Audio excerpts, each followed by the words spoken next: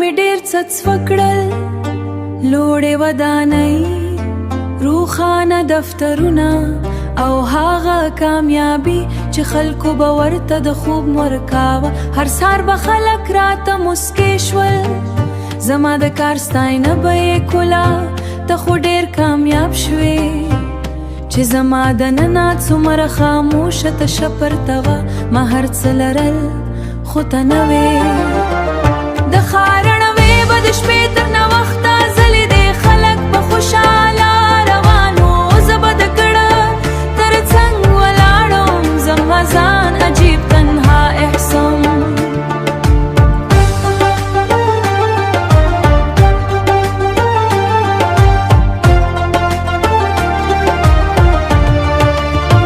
کله کله به مې ځان ته وویل همدا خو دې غوښتل، خو زړه به مې روز واب راکړه نه ما یازې هغې ته اړتیا لرله.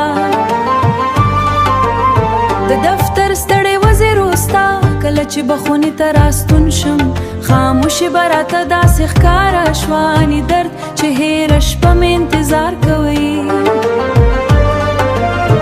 ما به موبایل راواخیست، ستا زړه مسجونه به مې ولوستل او سوچ به مې وکړه چې که ته راسره وای نو د هېره کامیابي به څومره ښکلې وه.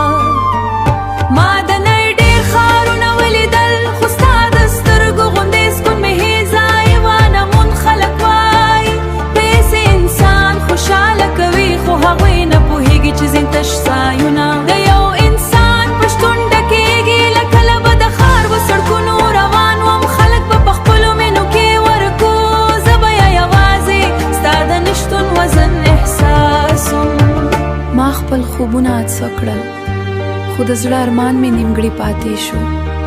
شپه به چې ژوره شوه، د ښار شور به ورو کم شو، او زه به د کړکۍ له شیشې لرې اسمان ته کتل، چېرته چې زما وطن او شاید ته هم هلته وې. ما ورو سترګې پټې کړې او په زړه کې مې وویل کامې ښکلې ده، خو که مینه در سره نه وي نو انسان بیا هم دنه خالي پاتې کېږي.